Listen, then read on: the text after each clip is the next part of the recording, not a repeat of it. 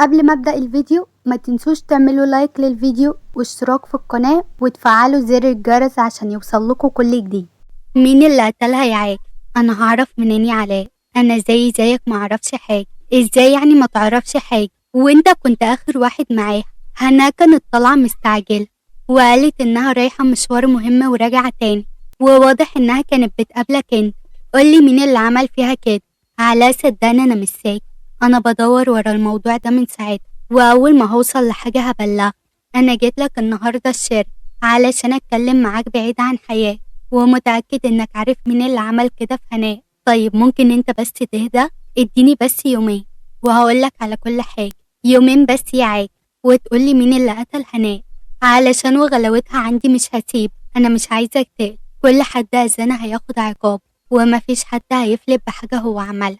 صدقني يا علاء، اطمن انت بس، وانا هستنى تيجي وتقولي ايه اللي حصل. وخارج من مكتب علاء بيه. يا بنتي قلتلك 100 مرة اسمي علاء وبس. تمام ماشي، ما تتعصبش، اهدى شوي. انا اسف، مش قصدي اعلي صوتي عليك. قوليلي انت كويسة؟ انا الحمد لله. انت اللي طمني عليك، سمعت انك كنت تعبان اليومين اللي فات. لا الحمد لله، بقيت احسن بكتير. طب ممكن اعزمك على فنجان قهوة؟ مش خايفة عاكف يخصملك من مرتبك لما يعرف انك زوغتي من الشغل؟ لا يا سيدي، انا مش هزوغ ولا حاجة، دي استراحة الغدا بتاعتي، ولما هي استراحة غدا هتعزميني على قهوة ليه؟ ما تعزميني على غدا على طول. بس كده؟ وهعزمك كمان يا سيدي على اكل بيت، وانا اللي محضراه بايديا الاتنين. اكل بيتي؟ ما شاء الله، انت كمان بتعرفي تعملي اكل، واضح انك عروسة ما تتفوتش. عارف ان احلى حاجة فيك انك تلقائي، اللي في قلبك على لسانك. ماشي يا ست، هاي فين الاكل؟ ولا رجعتي في كلام؟ لا يلا بينا. لو سمحت يا مصطفى بيه، الانفعال مش هيفيدك بحاجة. عايز تقولي ان انا هفضل قاعد على الكرسي ده ومش هقوم من عليه، وعايزني ابقى هادي؟ يا سبحان الله، ابقى هادي ازاي يا مصطفى بيه؟ فترة علاجك هتكون طويلة، وانا لازم اكون صريح معاك. الاصابة اللي حصلت مش مصطفى قطعه بعصبية وقال انا عايز امشي تاني، مش عايزة افضل قاعد ومسجون في الكرسي المقرف ده. دي حاجة في ايدين ربنا، انا كطبيب عملت لك كل اللي اقدر عليه. مصطفى بانفعال كسر كل حاجة حواليه ووجه كلامه ليونس. انت هتفضل ساكت كده؟ مش هتتكلم؟ انا مش عايزة افضل قاعد في الكرسي ده، قعدتك في الكرسي دي وجعاني اكتر منك بكتير، وغلاوتك عني. لا خلي مراد يندم على اللي عمله ده، وانا هعمل ايه باللي هتعمله في مراد؟ انا عايزة اقوم من على الكرسي ده. افهم، انا هسفرك بره وهعرضك على اكبر الدكاترة بره علشان تقوم وتمشي. للأسف يا يونس بيه، لو كان في امل 1% من صف، اكيد انا كنت هقول لحضرتك اللي ممكن يعمله بره احنا هنا عملناه. بابا انت دلوقتي تتصرف، انا لازم اقوم من على الكرسي ده، انا مش هقضي حياتي بالشكل ده. انتوا فاهمين ولا لا؟ هي تيتا الهام راحت عند ربنا زي ماما؟ يا حبيبتي، ادعيلها ربنا يرحمها. ربنا يرحمها؟ يعني انا دلوقتي ينفع اقولك على السر اللي بين انا وتيتا؟ السر ايه يا حبيبتي اللي بينك وما بين تيتا؟ اتكلمي. تيتا الهام ادتني صندوق وقالت لي اشيله، وان محدش يعرف عنه حاجه غيري انا وهي وبس. بس هي دلوقتي راحت عند ربنا وانا معرفش هو في ايه. فين الصندوق ده يا حبيبتي؟ اجيبهولك؟ لينا قامت تجيب الصندوق ورجعت تاني لجمال. اتفضل يا كده، هو ده الصندوق اللي تيتا الهام ادتهوني.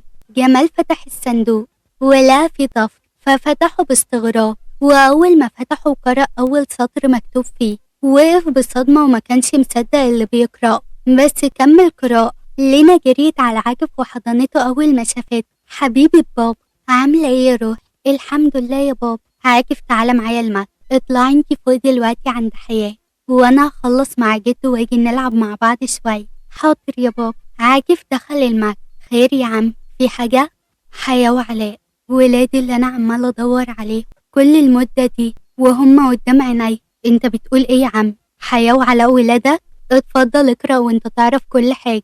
انت جبت النوتة دي منين؟ الهام كانت متأكدة ان يونس هيغدر بيها، علشان كده كتبت النوتة دي وسابتها مع ليان. انا مش قادر استوعب ان يونس صاحب عمري اللي استأمنته على بيتي ومالي يطلع هو اللي عامل فيا كل ده. انا مش مستغرب ان هو يعمل كده. انت تعرف حاجة وما قلتليش عليها؟ كنت تعرف ان هما ولاد عمك؟ عاكف سمع صوت علاء عمي مش وقت الكلام ده، خلينا نتكلم في الموضوع ده بعدين. لا بعدين ولا قبليه، انا طالع دلوقتي اخلص على ابنه اللي فوق، وهو همحي من على وش الدنيا علشان تتحرم من ولادك بعد ما لقيتهم. ارجوك يا عم خليني انا المرة دي اللي اتصرف وبعقل مش بعصبيتي. جمال هدي شوية وطلع على صوت علاء.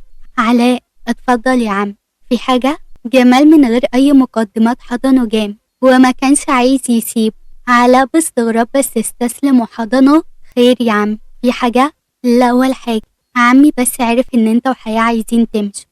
افتكر ان عاكف قال لحضرتك سبب قعدتنا هنا، ودلوقتي خلاص المشاكل اتحل، هنرجع بقى بيت. جمال حاول يخفي دموع. يا حبيبي ده بيت، انا بجد مش عارف اشكر حضرتك ازاي، انت بجد شخص طيب جدا. بس خلاص جه الوقت ان احنا نرجع بيتنا تاني. حياة نزلت وهي شايلة الشنطة. يلا يا علاء انا جهزت، اشوف وشكوا على خير. لا طبعا انا مش هسمح لكم ان انتوا تمشوا من هنا، معلش يا حبيبي سيبنا نروح. خلاص دلوقتي الخطر اللي كان بيهددنا ما بقاش موجود، يعني قعدتنا هنا ملهاش لازمة. انا مش هبقى مطمن عليكم وانتوا بعيد عني. جمال ما قدرش يستحمل وقال بصوت عالي، انتوا ولادي وده بيتكم اللي لازم تفضلوا فيه. انا عارف طبعا انك بتعاملنا زي ولاد، واللي حضرتك عملته معانا بجد احنا بنشكرك عليه، بس دلوقتي لازم نرجع. انا دايما كنت بحس معاك احساس جميل اوي وكأنك ابويا فعلا، وانا بشكرك على كل حاجة عملتها معانا. جمال قرب من حياة وحضنها جامد وقال لها، هو في بنت برضه بتشكر ابوها؟ انت بنت. حياة وعلاء كانوا مش فاهمين تصرفات جمال معاه. عاكف حزم الموضوع وقال، علاء انت وحياة هتفضلوا معانا اليومين دول، في حاجات كتيرة حصل وانتوا لازم تعرفوها، لكن مش دلوقتي. ممكن لو سمحتوا تسمعوا كلامي المرة دي بس. في ايه يا عاكف؟ ما تفهمنا ايه اللي بيحصل حوالين. هفهمك كل حاجة يا علاء بس مش دلوقتي. في جنينة عاكف وحياة كانوا قاعدين مع بعض. ليان نامت؟ ايوه نام. انا مش عايز تتعود ان هي تنام معاك، خليها تتعود ان هي تنام في اوضتها. ايه ده؟ انت بتغير من بنتك ولا ايه؟ انا بغير من الهوا اللي بيلمس شعر. انا بحبك يا حياة. يا سلام، بتحبني قوي كده؟ وبحبك اكتر لما بشوفك بتضحكي. عايزك تفضل جنبي وما تبعدش عني، انا هكون جنبك على طول في كل لحظة. وانت؟ انا هفضل جنبك لاخر يوم في عمري.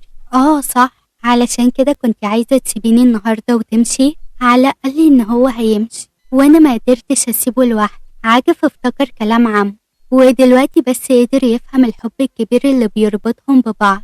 هما فعلا اخوات من دم واحد. ايه انت رحت فين؟ هو انا اقدر اسيب العينين الحلوة دي واروح في اي حتة تانية؟